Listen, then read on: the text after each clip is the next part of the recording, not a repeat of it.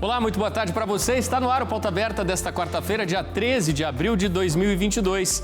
Eu sou o Dilon Araújo, esse é seu noticiário da tarde aqui na TV Evangelizar. A você sempre ligadinho na nossa programação, muito obrigado pela sua companhia. Vamos juntos então a partir de agora com os destaques desta quarta. Vendas no comércio têm registrado alta no mês de fevereiro e o avanço, ainda que em ritmo mais lento, é confirmado pelo segundo mês seguido no país. Os números foram divulgados hoje pelo IBGE.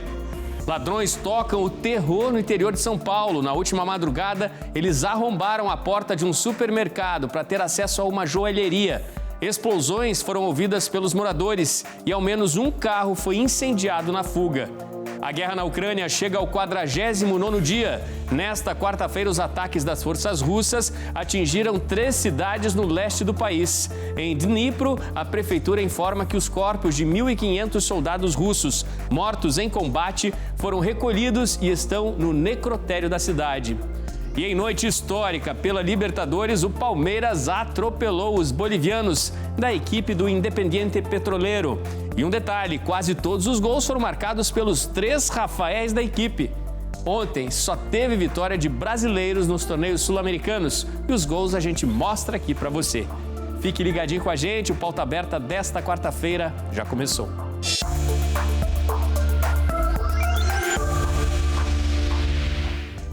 E a economia brasileira dá leves sinais de recuperação. As vendas do comércio cresceram 1,1% em fevereiro. E isso emplaca a segunda alta seguida do setor. Os números foram divulgados hoje pelo IBGE. Desta vez, a boa notícia vem do comércio. As vendas do setor cresceram 1,1% só no mês de fevereiro deste ano. Mesmo assim, continuam 4,9% abaixo do índice registrado em outubro de 2020. Mas por causa da pressão inflacionária, a venda nos supermercados registrou alta menor, de 1,4%. E houve queda de 5,6% na comercialização de produtos farmacêuticos, médicos, ortopédicos e perfumaria. Na contramão desse cenário de queda, houve o crescimento de 42,8% no setor de livros, jornais, revistas e papelarias. Uma constatação importante é que o mercado de livros didáticos foi muito afetado pela pandemia por causa do ensino online e porque grande parte do material impresso foi substituído pelo digital. Já os combustíveis e lubrificantes tiveram aumento de 5,3% nas vendas. Móveis e eletrodomésticos expandiram 2,3%, enquanto as vendas de tecidos, vestuário e calçados aumentaram 2,1%. No comércio varejista ampliado, que inclui veículos, motos e peças, o volume de vendas cresceu 2% em fevereiro. Já as vendas de materiais de construção tiveram queda de 0,4%. A confiança dos empresários do comércio ficou estável em março e segue em nível considerado baixo, de acordo com a sondagem realizada pela Fundação Getúlio Vargas. O ritmo da atividade econômica em 2022 segue fraco, prejudicado pela inflação persistente, perda do poder de compra da população, aumento da inadimplência e juros em alta. Já em março, a inflação oficial veio acima do esperado, com IPCA de 11,30% em 12 meses. O Conselho de Ética e Decoro Parlamentar da Assembleia Legislativa de São Paulo decidiu ontem pela cassação do deputado estadual Arthur Duval. A votação sobre a cassação do deputado ocorreu depois que foi vazado um áudio do deputado depois de visitar a Ucrânia. As declarações são extremamente pejorativas, sexistas e desrespeitosas às mulheres ucranianas que ele encontrou, que ele viu nesta viagem que fez ao leste da Europa. A Cláudia Vicentim traz os detalhes para a gente. Muito boa tarde, Cláudia. Olá, Odilon, uma ótima tarde para você e para quem acompanha o Pauta Aberta. A decisão do Conselho de Ética e Decoro Parlamentar da Assembleia Legislativa de São Paulo pela cassação do deputado estadual Arthur Duval foi unânime. Os 9 parlamentares que fazem parte do Conselho acataram o parecer do relator, o deputado delegado Olim, do PP, que considerou quebra de decoro a atitude de Arthur Duval, conhecido como Mamãe Falei, quando ele enviou mensagens de áudio fazendo comentários sexistas sobre mulheres ucranianas que tentavam fugir da guerra na Ucrânia logo depois de ter visitado o país europeu. Depois do vazamento desses arquivos de áudio, o deputado Arthur Duval, que estava filiado ao Podemos, anunciou a retirada de sua pré-candidatura ao governo de São Paulo. Mesmo com a decisão do Conselho de Ética, a cassação do mandato de Arthur Duval não ocorre imediatamente. O processo agora segue para a mesa diretora da Lesp, que precisa dar aval para que o caso siga para o plenário em forma de um projeto de resolução que ainda deve ser analisado pela Comissão de Constituição e Justiça. A proposta, então, deve ser pautada pelo presidente da Casa, o deputado Carlão Pinhatari, e obter maioria simples, ou seja, voto de pelo menos 48 deputados para ser aprovada.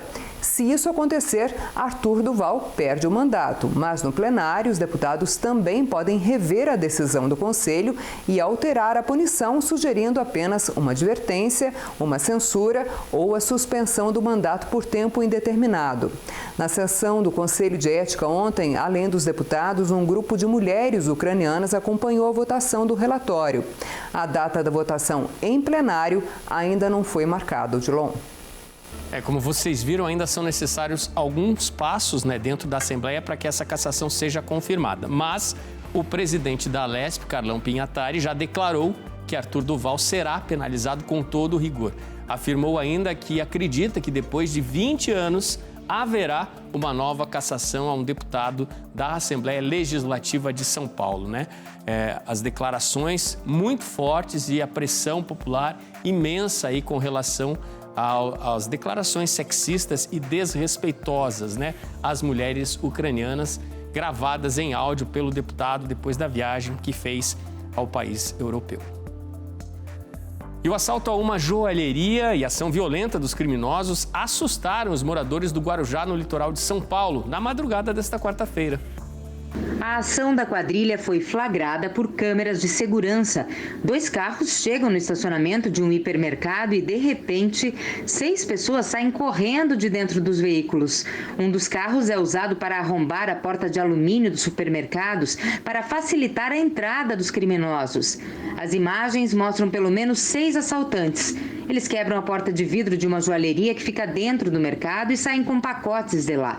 Tudo isso aconteceu por volta das 4 horas da manhã, no Guarujá, litoral paulista. Segundo a polícia, moradores disseram ter ouvido 3 explosões. A polícia militar chegou ao local e trocou tiros com os bandidos. Em seguida, os criminosos atearam fogo num carro no túnel Juscelino Kubitschek para impedir a passagem das viaturas. Os assaltantes fugiram.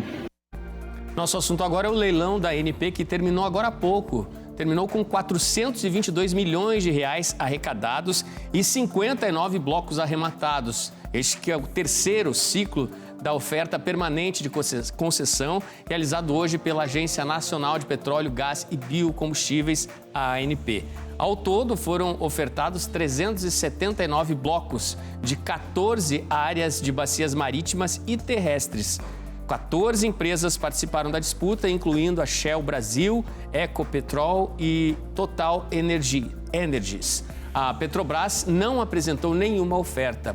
O ágio médio, que é a diferença entre o valor ofertado e o mínimo fixado pelo edital, chegou a 854%. A oferta permanente é um mecanismo pelo qual a ANP coloca à disposição do mercado, de maneira contínua, uma lista de campos devolvidos à União e blocos ofertados em licitações anteriores e não arrematados. Quando há interesse, as companhias sinalizam à agência que vai agendar um novo leilão.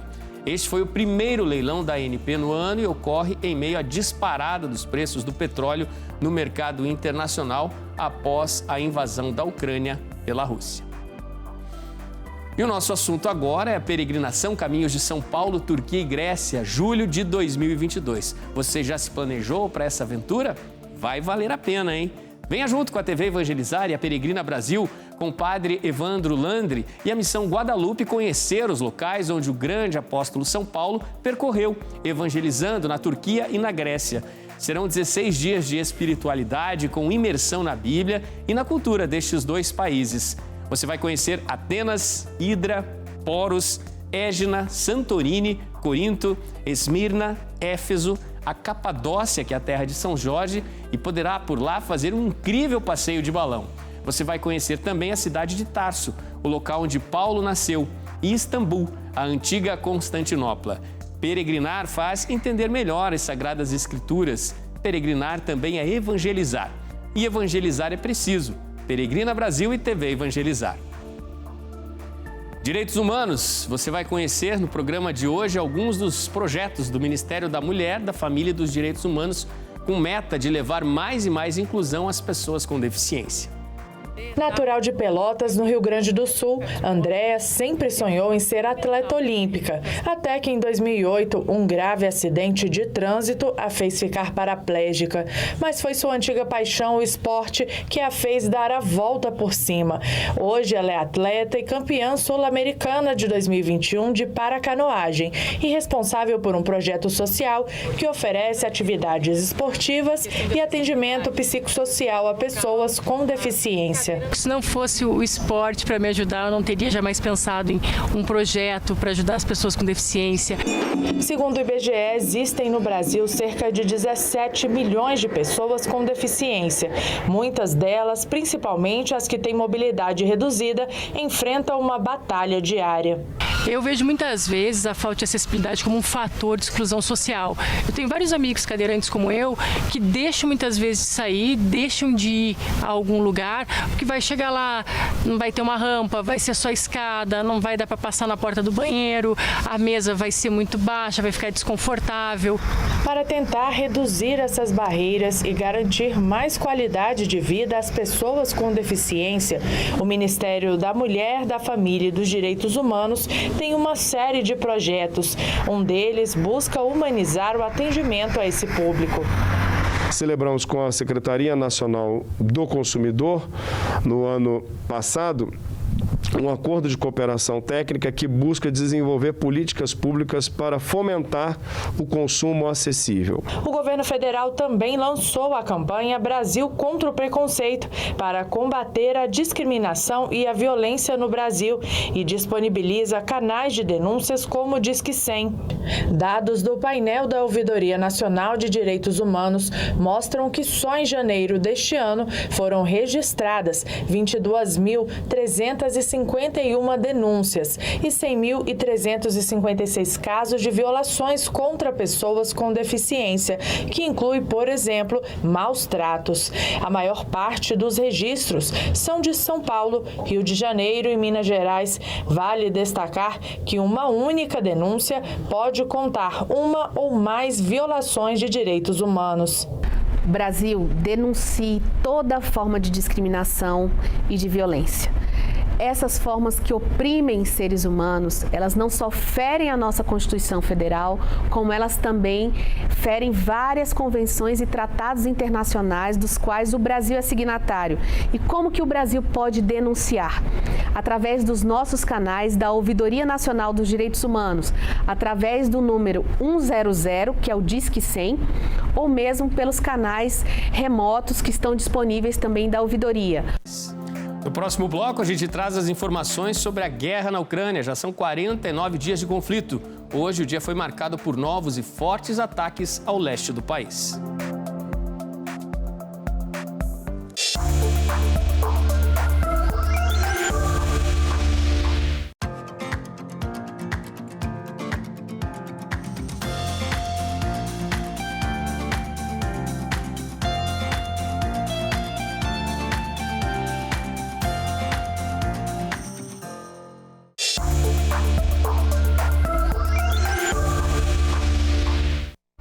Pauta Aberta está de volta para este segundo bloco. A guerra na Ucrânia chegou hoje ao 49º dia e nesta quarta-feira os ataques mais fortes foram registrados em 3 cidades no leste do país.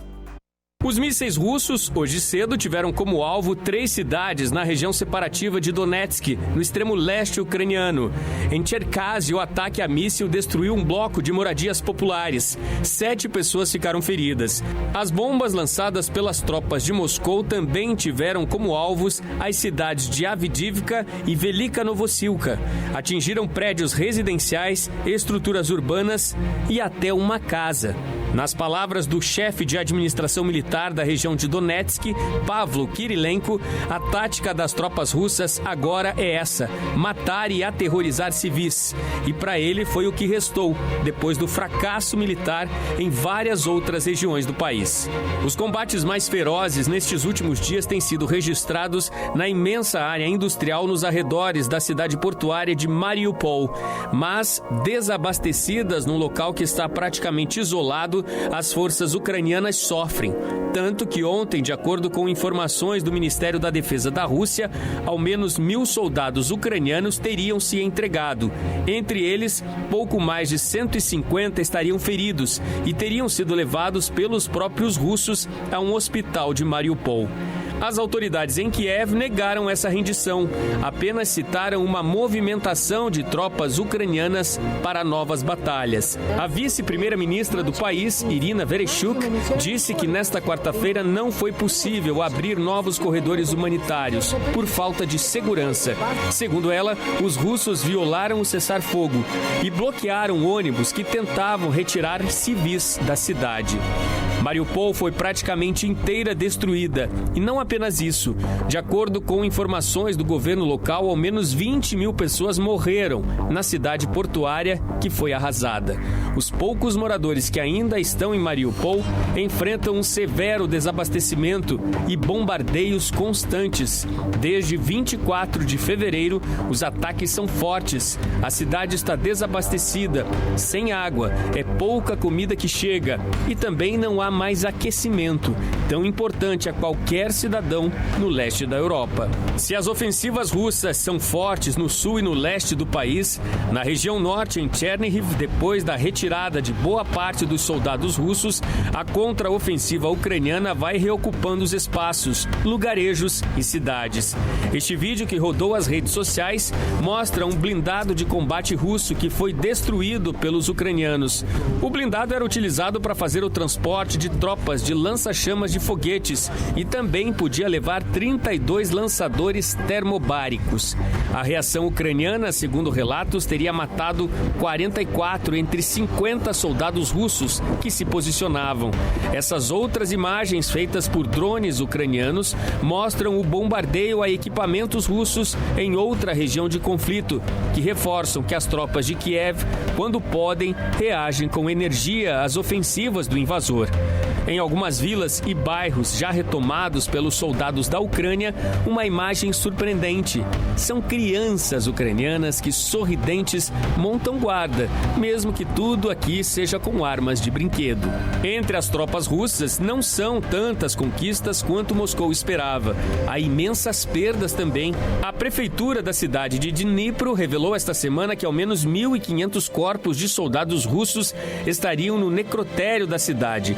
As autoridades locais ainda ressaltam que esses militares russos têm mães e que deveriam ter sido levados às suas famílias. Pela cidade são dezenas de equipamentos de guerra e veículos das tropas de Moscou destruídos. A dor se espalha pelo país entre perdas trágicas dos dois lados da guerra.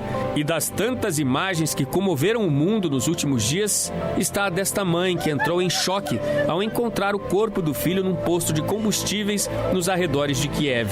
O rapaz de 23 anos há dias estava desaparecido. O corpo, jogado num poço por soldados russos, foi reconhecido pelos sapatos que ele sempre usava. Restou a dor profunda de um adeus que jamais foi dado e o consolo dos amigos que estavam ali, ao lado dela. E há poucas expectativas para o fim desse conflito, né? Hoje, o secretário-geral da ONU, Antônio Guterres, disse que um cessar-fogo na Ucrânia não parece ser possível neste momento com o desenho diplomático que se vê.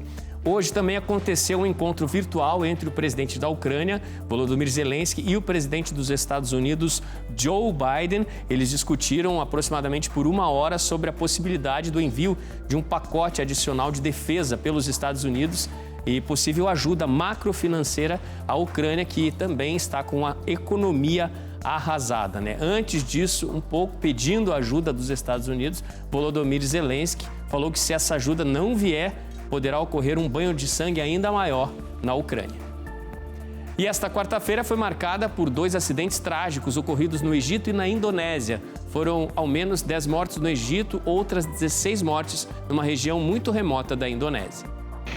Pelo menos 16 pessoas morreram e várias ficaram feridas nesta quarta-feira quando um caminhão que descia uma montanha na remota província de Papua Ocidental, na Indonésia, atingiu um penhasco.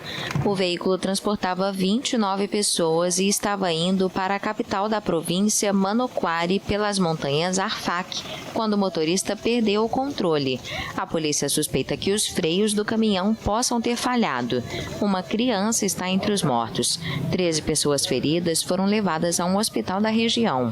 No Egito, um ônibus colidiu com um carro, deixando pelo menos 10 mortos e 14 feridos. O acidente aconteceu em Assuan, área turística do sul do país. O governador visitou os feridos e as autoridades confirmaram que 4 franceses e um belga estão entre os mortos. Os acidentes em rodovias são frequentes no Egito, onde muitas estradas são mal conservadas e o Código de Trânsito não é respeitado. Oficialmente, 7.000 pessoas morreram em acidentes de trânsito em 2020, no país de maior população do mundo árabe, com 103 milhões de habitantes. E a polícia de Nova York informou que já há um suspeito de envolvimento no ataque a tiros no metrô do Brooklyn, em Nova York, ontem pela manhã. Trata-se deste homem chamado Frank James. E informações que chegaram agora há poucos instantes em nossa redação confirmam que ele acaba de ser preso. Os policiais do bairro East Village, em Nova York, o localizaram e fizeram a prisão. São policiais da 9ª delegacia que estavam fazendo uma ronda pelo centro da cidade quando chegaram ao suspeito. Veja nessas imagens o momento em que ele é levado já algemado pelos policiais até a viatura.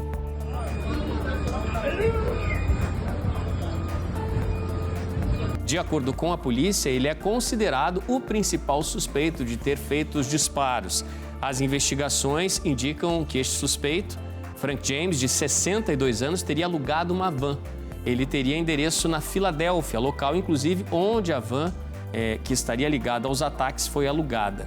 O veículo foi localizado depois dos tiros, muito perto da estação do Brooklyn, abandonado, estava a van, e foi liberada depois de uma inspeção do esquadrão antibombas. Agora, este veículo vai ser encaminhado para a perícia forense, sob responsabilidade das autoridades federais. A gente lembra, nos ataques de ontem, 26 pessoas ficaram feridas, entre elas 10 que foram de fato baleadas com esse ataque a tiros. 5 delas ficaram gravemente feridas. De volta aqui ao Brasil, vamos falar sobre as expectativas para este ano. Estamos na Semana Santa, E com a queda dos números da pandemia, este ano a tão famosa caminhada que ilustra a trajetória de Jesus Cristo pela Terra volta a acontecer com a participação do público. Nosso repórter Sérgio Júnior tem mais detalhes para a gente sobre a agenda de sexta-feira. Muito boa tarde, Sérgio. Olá, Odilon, muito boa tarde para você, muito boa tarde a todos que acompanham o Pauta Aberta nessa semana tão especial que é a Semana Santa. Na próxima sexta-feira, dia 15, vai acontecer a procissão, a Via Sacra, aqui em Curitiba. Então vamos para a programação de sexta-feira, porque às 15h45 inicia a procissão no Santuário Nossa Senhora do Perpétuo Socorro, no Alto da Glória. Às 16h15, aqui no Santuário Nossa Senhora do Guadalupe. E às 5h, o encontro dessa procissão que vai passar pelas ruas de Curitiba. O encontro será nas Marechais. E às 5h30, lá na Catedral Basílica de Curitiba, na Praça Tiradentes, o encontro de toda essa procissão. Por fim, vai ter uma palavra também do arcebispo metropolitano Dom José Antônio Peruso. E por fim, um momento musical com o padre Reginaldo Manzotti. Você que não é de Curitiba e deseja acompanhar essa procissão, você consegue assistir tudo ao vivo na TV Evangelizar e também no YouTube, na página do YouTube e no Facebook do Santuário. É com você, Odilon. Tá feito o convite então, hein? Futebol. Ontem à noite, o jogo pela Libertadores foi histórico para o Palmeiras. A equipe paulista fez só 8 gols contra o Independiente Petroleiro da Bolívia. Pela Libertadores e pela Sul-Americana foram só vitórias para os times brasileiros. Veja os gols. A noite de futebol foi de 100% de aproveitamento para os times brasileiros. Pela Libertadores, no Allianz Parque, o atual campeão não tomou conhecimento do Independiente Petac da noite. Rafael Navarro, centroavante do Palestra, marcou o segundo. o terceiro, o quarto. E o São Paulo, o Palmeiras goleou. No Rio, o Flamengo mostrou todo o seu poder de fogo e ganhou do Tajeres por 3-1. Gabriel abriu o placar de pênalti para o rubro-negro carioca no início do jogo. Aos 26 minutos, Everton Ribeiro aumentou para os donos da casa. E no final da etapa inicial, Fertoli descontou para os argentinos. No segundo tempo, Everton Ribeiro fez um belo gol e decretou a vitória rubro-negra no Maraca. Se pela Libertadores os brasileiros jogaram em casa e venceram, pela Sul-Americana, Ceará e Atlético Goianiense venceram fora de seus domínios. O Vozão foi até a Venezuela enfrentar o Deportivo Lagoaíra e venceu por 2-0. Vini marcou o primeiro e Lima fez o segundo gol, que confirmou a vitória dos brasileiros. Enquanto o Ceará foi para a Venezuela, o Atlético Goianiense foi até a Argentina para enfrentar o Defensa e Justiça e venceu por 1-0. E o Wellington Rato fez o gol que deu a vitória para a equipe goiana. Grandes vitórias dos brasileiros ontem à noite. E as emoções da Libertadores continuam nesta quarta. Essa noite tem Clássico Mineiro em BH e um desafio daqueles para o Fortaleza, que logo mais encara o poderoso River Plate em Buenos Aires, no Monumental de Núñez. A segunda rodada da fase de grupos da Libertadores continua hoje e com mais 4 brasileiros em campo. O Corinthians joga contra o Deportivo Cali da Colômbia, na Neoquímica Arena, em busca da primeira vitória na competição. Já em Minas, Atlético e América fazem o Clássico Mineiro. Se de um lado do duelo o Galo quer conquistar a sua segunda vitória no torneio e se isolar na liderança do grupo, do outro lado o América vai em busca da primeira vitória na competição, já que o Coelho perdeu na partida de estreia para o Independiente Del Valle por 2-0. E o Fortaleza viaja até Buenos Aires para jogar contra o River Plate no estádio Monumental de Núñez. Todas as partidas estão programadas para começar às 9 horas da noite. Pela Copa Sul-Americana, o Cuiabá visita o Racing, na Argentina. O Santos recebe a Universidade Católica do Chile, na Vila Belmiro. E o Fluminense encara o Júnior Barranquilla, no estádio metropolitano Roberto Meléndez. Todos os jogos estão programados para as 7h15 da noite. Grandes jogos essa noite. Vamos falar de música agora. O tenor Tiago Arancan trouxe ao Santuário Nossa Senhora de Guadalupe e Jesus das Santas Chagas, em Curitiba, apenas uma parte de todo o brilho da arte que ele espalha pelo mundo. Ele gravou aqui um especial para a TV Evangelizar, 14 músicas da turnê que faz pelo país.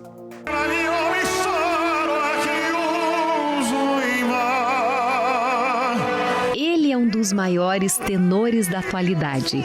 Tiago Arancan hipnotiza com sua voz potente, emocionante.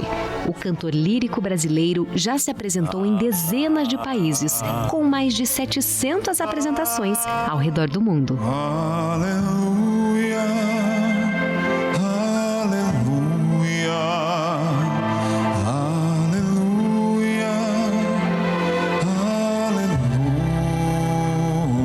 Atualmente, Tiago está em turnê pelo Brasil com o espetáculo Mágico Amore, um show de romantismo que mistura o clássico e o contemporâneo em músicas inéditas e grandes sucessos. É uma grande felicidade poder voltar numa turnê após esse período aí de abstinência. Nós que somos artistas, né, vivemos isso aí de uma forma, digamos, complicada, mas eu volto falando de amor numa turnê onde eu tenho canções que marcaram época e um show para toda a família e todos os gostos e estilos musicais.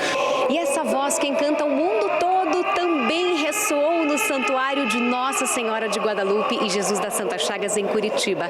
Tiago gravou aqui um especial musical para a TV Evangelizar, com 14 músicas da turnê Mágico Amor.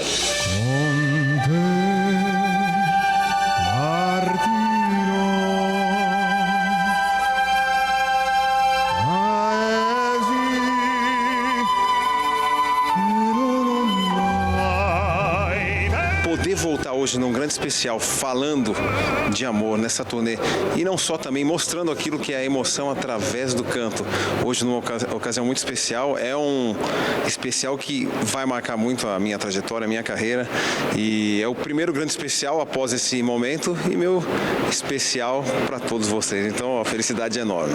O talento de Tiago é um bálsamo em tempos de tantas adversidades, e o que ele quer mesmo é despertar a fé e a esperança. esperança por meio da música. A mensagem é que se emocionem, vivem a música, e se naquele minuto que eu estiver cantando você puder esquecer todos os seus problemas, a minha missão já está valendo. Sou caipira, Pirapora, Nossa Senhora de Aparecida, ilumina a mina escura e funda o trem da minha vida. Muito bom, espetacular, né? A voz do cantor Tiago Arancan, que certamente vai encantar você. A TV Evangelizar vai exibir esse especial gravado aqui no Santuário Nossa Senhora de Guadalupe e Jesus das Santas Chagas com o tenor Tiago Arancan no mês de maio, numa homenagem ao mês das mães, e você não pode perder. Gente, Pauta Aberta desta quarta-feira fica por aqui. Muito obrigado pela sua companhia. A gente volta a se encontrar amanhã à tarde aqui na TV Evangelizar. Tchau, tchau e até lá.